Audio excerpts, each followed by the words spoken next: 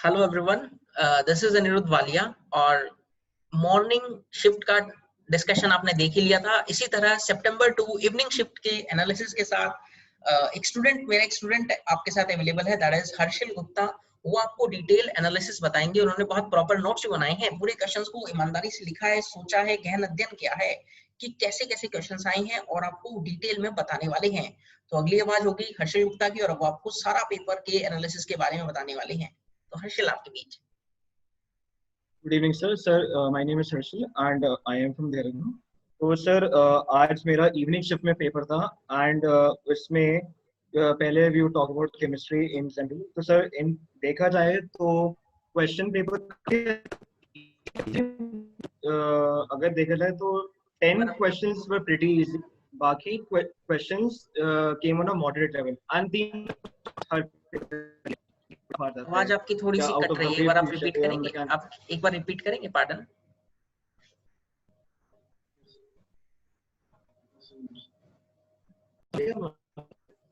नहीं, सही है, बताइए।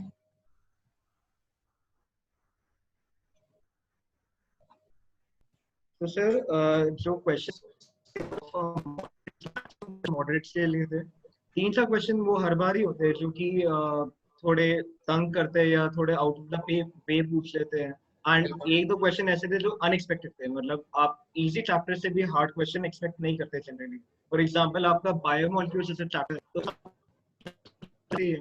बट उसमें एक ऐसा रिएजेंट दे देना जो एनसीईआरटी में तक मेंशन नहीं है, वो थोड़ा आउट ऑफ द वे आया था question. Okay, but overall paper ठीक था। अब वेटेज की बात करें तो कोऑर्डिनेशन केमिस्ट्री के हमारे पास 2 क्वेश्चंस। दो एक क्वेश्चन इजी था बिल्कुल कि तो वो डायरेक्ट क्वेश्चन था। क्या एक वो क्वेश्चन क्वेश्चन रिपीट था करेंगे? आप एक बार जिसमें रिपीट करेंगे? थोड़ी सी आवाज कटी थी, रिपीट करेंगे क्वेश्चन कोऑर्डिनेशन वाला? क्वेश्चन था कि जो आप एंड क्वेश्चन था कि which of the following will not show any sort of an isomerism। Okay, फिर one question was from electrochemistry। Easy question था, उसमें केमिकल इक्विवेलेंट निकालना था आपको, log of chemical equivalent. Okay, okay, फिर आपको एस ब्लॉक से एक क्वेश्चन आया था based on bicarbonates and nitrites.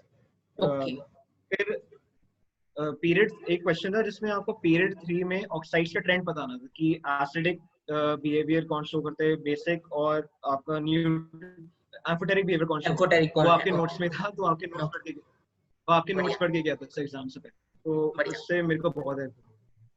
फिर बात करें सर मेटलर्जी, तो मेटलर्जी से एक क्वेश्चन आया था और वो क्वेश्चन अगर आपने पूरी मेटलर्जी पढ़ रखी है, मतलब अगर हम थोड़ा सा भी आइडिया है तो क्वेश्चन आराम से हो जाता। क्या था क्वेश्चन, थोड़ा बताएंगे आप? क्वेश्चन था सर कि जो कास्ट आयरन है, कास्ट आयरन से आप आगे क्या प्रोड्यूस कर सकते हैं। तो उसके ऑप्शंस आपको अलग अलग दे रखे थे, जिसमें pig iron, steel, wrought iron भी था, तो उसमें आपको ऑप्शन सेलेक्ट करना था। फिर एक क्वेश्चन आया था सर स्टेट्स ऑफ मैटर में से, स्टेट्स ऑफ मैटर या केमिकल बॉन्डिंग से, कि डिपेंडेंस ऑफ आयन आयन या ion dipole and dipole dipole क्या होगा। तो इसमें ऑप्शंस में आपको अलग अलग वो दे रखे थे, रेडियस से एक्सप्रेशन दे रखे। वो शायद एनसीईआरटी में डायरेक्ट रिलेशन गिवन है ना? एनसीईआरटी में इनका direct relation. Sir direct relations given है सर। Okay, okay, correct. फिर sir mole chemistry and stoichiometry में से एक क्वेश्चन आया था जिसमें आपको एक रेशियो ऑफ एटम्स दे रखा था, कार्बन, ऑक्सीजन, हाइड्रोजन का। तो उसमें आपको आई गेस कंपाउंड का मास बताना था, सर मास या मॉलिक्यूलर फार्मूला निकाल के मास निकाल लिया होगा। Yes sir. ओके, ओके, बढ़िया बढ़िया। एंड सर ऑर्गेनिक केमिस्ट्री में देखा जाए तो इन्होंने डायरेक्ट क्वेश्चन SN1 SN2 और EN2 मैकेनिज्म से पूछा, जैसे कि SN1 okay, and morning SN2 shift के में भी डायरेक्ट क्वेश्चंस थे, आपने सुना होगा। मॉर्निंग शिफ्ट में भी डायरेक्ट क्वेश्चन थे, SN1 SN2, और इवनिंग में भी आए हैं। ग्रेट। हाँ जी सर, बिल्कुल। एंड सर एक क्वेश्चन था कि compound is given C9H10O and उसके अलग अलग टेस्ट करे हमने, तो उस बेसिस पे हमें C9H10O का स्ट्रक्चरल फॉर्मूला गेस करना, राइट? प्रैक्टिकल ऑर्गेनिक केमिस्ट्री से क्वेश्चन पूछा था indirectly. Yes sir, practical organic chemistry का एक क्वेश्चन। ओके, ओवरऑल सर जैसा मैं पहले कह चुका हूँ, क्वेश्चन पेपर का लेवल अच्छा था इसी भी थे क्वेश्चन, अगर आपने केमिस्ट्री कर रखी है तो आपसे आराम से क्वेश्चन बन जाने चाहिए थे। तो केमिस्ट्री में आई एक्सपेक्ट की परसेंटाइल अच्छी आएगी, हाई जाएगी परसेंटाइल। ओके ओके, मतलब कुछ क्वेश्चंस एंड ऐसे भी थे ओवरऑल जो डायरेक्ट भी हो सकते थे अपने आराम से। ऑफ कोर्स सर, ओके, और क्वेश्चन काफी जैसे डायरेक्ट आए थे। कुछ टॉपिक्स, कोई ब्लॉक केमिस्ट्री इनऑर्गेनिक में कोई रिएक्शंस बी ब्लॉक या एस ब्लॉक की ऐसी कोई याद हुई रिएक्शन ऐसी कोई आई है? सर इनऑर्गेनिक केमिस्ट्री का सर ऐसे कोई रिएक्शन नहीं आया था सर, सिर्फ ट्रेंड्स पे क्वेश्चन आया था। अच्छा, ट्रेंड्स पे आई और है। यस सर, ट्रेंड्स पे क्वेश्चन आया था। एंड ट्रेंड्स के साथ साथ सर उन्होंने जैसे मैंने बताया बाइकार्बोनेट और नाइट्राइट्स के ऊपर बेस्ड क्वेश्चन पूछ लिया था, जिसमें बेसिक हमें क्वेश्चन। 4 अलग अलग एलिमेंट्स दे दिए थे एस ब्लॉक। ओके, और ये बायोमोलिक्यूल्स पॉलीमर वगैरह से कोई क्वेश्चन ऐसे? पॉलीमर से एक भी क्वेश्चन नहीं आया, पॉलीमर से नहीं आया, केमिस्ट्री एंड एवरीडे लाइफ से नहीं आया। नहीं आया। बायोमोलिक्यूल से मैंने आपको जैसे बताया, एक रिएजेंट का नाम था सर, बहुत वियर्ड सा रिएजेंट है, सेलीवेनॉस रिएजेंट। ओके इसको हमें डाल के टेस्ट करना था सुक्रोज पे। ओके ओके, बायोमोलिक्यूल्स बस टेस्ट पे क्वेश्चन पूछा है। यस सर, सिर्फ एक टेस्ट पे क्वेश्चन आया। जो चैप्टर से टच नहीं करे इन्होंने, एनवायरमेंटल टच नहीं करा इन्होंने, पॉलीमर्स, केमिस्ट्री ने एवरीडे लाइफ टच नहीं करा, फिर इन्होंने इसे इक्विलिब्रियम जैसे चैप्टर तक कोई इन्होंने टच नहीं करा। इक्विलिब्रियम से कोई क्वेश्चन नहीं आए, नहीं किया केमिकल? नो सर, ज्यादा मेरे को याद है sir, there was no such question. Okay, और सॉलिड स्टेट मॉर्निंग में नहीं आया था question? Sir solid sir, surprisingly sir solid state और सॉल्यूशन दोनों से ही क्वेश्चन नहीं आया। ओके, ये तो काफी वेटेज ये वाले मैंने सिंगल टॉपिक्स थे, क्वेश्चन बोला। मतलब आने चाहिए थे इनसे, बट ठीक है नहीं आया। Yes sir, exactly sir. Okay, but portion क्या रहा जी फिर सर। फिजिकल इनऑर्गेनिक ऑर्गेनिक का, जैसे हम बोल रहे हैं लगभग कितने कितने क्वेश्चंस रहे, ऐसा कुछ आपको? सर जैसे सर अगर देखा जाए तो 5 to 6 क्वेश्चंस आपके इनऑर्गेनिक से थे इन टोटल। ठीक है। ऑर्गेनिक से there were somewhere around 6 to 7 questions more, and बाकी जो आपके थे वो फिजिकल से थे। फिजिकल केमिस्ट्री फिजिकल जिसमें लगभग। आपको इलेक्ट्रो केमिकल काइनेटिक्स भी आता है। काइनेटिक्स ओके, का, केमिकल काइनेटिक्स का एक आसान सवाल था, काफी आसान सवाल। फर्स्ट ऑर्डर पे था या अरेनियस पे था, किस पे था वो? सर फर्स्ट ऑर्डर रिएक्शन था सर, जिसमें फर्स्ट ऑर्डर। आपको रेट्स और जो कंसिडरेशन है उसको कंपेयर करके एक्स और वाई की वैल्यू बतानी थी, जो ओके कि considerations of the given reactants. Okay, surface chemistry से कोई क्वेश्चन अपने को देखने को मिला? सर एक क्वेश्चन था सरफेस केमिस्ट्री से, जो कि अगर आपने थ्योरी पढ़ी हो एब्सॉर्प्शन की तो आपको आएगा, वरना नहीं आ सकता था। अच्छा, कि थ्योरी बेस्ड क्वेश्चन था एब्सॉर्प्शन, मतलब। Hmm. Yes sir, with reference to absorption आपको बताना था कि which of the following is true. For example delta H of its during absorption, delta H value will increase, that is will become less negative. And okay, ऐसे sir 2-3 option होते हैं, दो और तीन एक ऑप्शन। ऑप्शन और था जिसमें इट वाज गिवन कि ammonia gas will be absorbed more better than nitrogen gas. तो सर ऐसे 4 ऑप्शन थे, एंड उनमें से हमें सिलेक्ट ट्रू करने थे स्टेटमेंट कौन सा निकालना ऑप्शन था। ओके करेक्ट ओके ओके, है। और ऑर्गेनिक में कोई नेमिंग रिएक्शन आपको आई हो ऐसा कुछ? No sir, not as such, name reaction कोई नहीं है।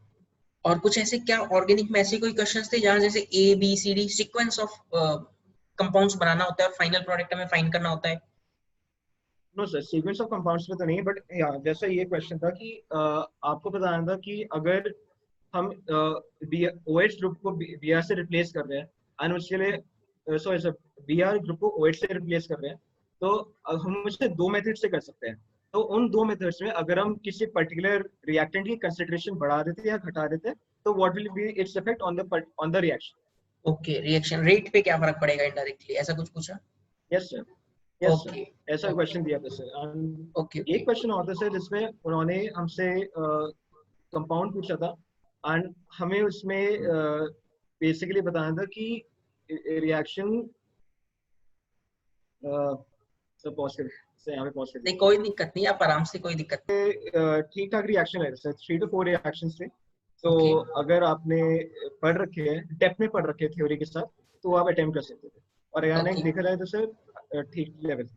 ओके ओके, बट मतलब आप फिजिकल से क्वेश्चंस एक्सपेक्टेड थे, फिजिकल से क्वेश्चंस इतने दिए नहीं इन्होंने। ओके ओके, और सेंटर पे कैसा माहौल था वहां पर?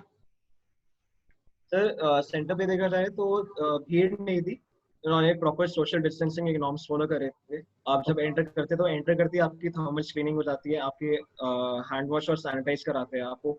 लैब में एंटर करने से पहले ही आपको रोका जाता है, एंड आपके बारकोड स्कैन करके लैब नंबर अलॉट किए जाते हैं, फिर अकॉर्डिंगली आपका सीटिंग करते हैं। एंड आपको फिर जैसे जैसे एग्जाम चलते हैं वैसे वैसे आपको प्रोसीजर्स बताते रहते हैं शुरू होने से पहले, आपको ये करना है, आपको वो करना है। क्योंकि बहुत सारे लोगों के मन में पेपर से ज्यादा डर सेंटर पे जाने का है कि पता नहीं कैसा माहौल होगा, सेफ है या यस नहीं सर। है। बट मतलब आप इसके बारे सर में कुछ क्या पॉजिटिव बोलना चाहेंगे कि मतलब सर सही है मतलब?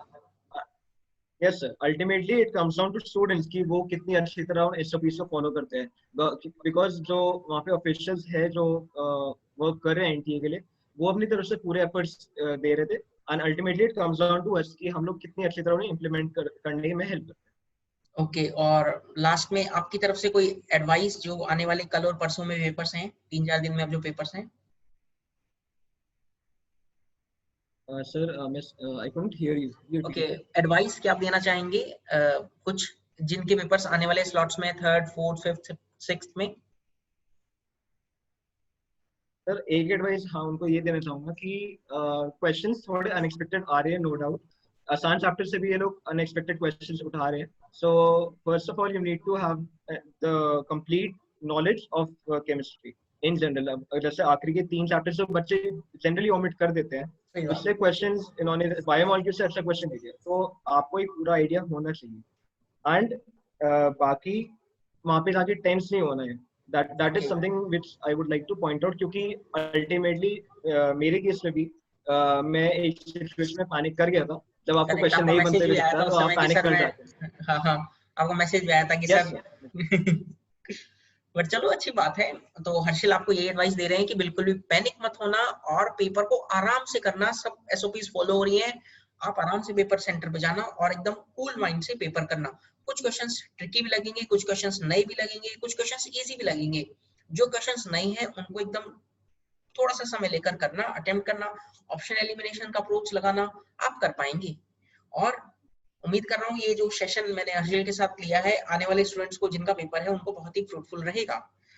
मैं हर्षिल को बहुत बहुत थैंक्स देना चाहूंगा कि रात को उन्होंने कीमती समय निकाला और आप लोगों के लिए बेसिकली हम ये वीडियो बना रहे हैं ताकि आने वाले स्टूडेंट्स के लिए उनको थोड़ी हेल्प मिल जाए। एक डर रहता है कि पेपर कैसा होगा, क्या आया क्या नहीं आया, तो आपने एकदम लाइव में हर्षिल के, क्योंकि वो पेपर दे के आए हैं, उनके मुंह से आपने सारी चीजें सुन ली हैं, कैसे कैसे क्वेश्चन आए, आसान क्या था, टफ क्या था, सेंटर पे ज्यादा टेंस नहीं होना है, अच्छे से पेपर को करना है। तो यही एडवाइस मैं और हर्षिल देना चाहेंगे और बेस्ट विशेस हमारी तरफ से सभी लोगों को जिनके अब एग्जाम्स होने वाले हैं। And once again thanks to Harshil जिन्होंने अपना टाइम निकाला और आप लोगों के साथ अपनी पेपर के एनालिसिस को हमारे साथ शेयर किया। Thank you.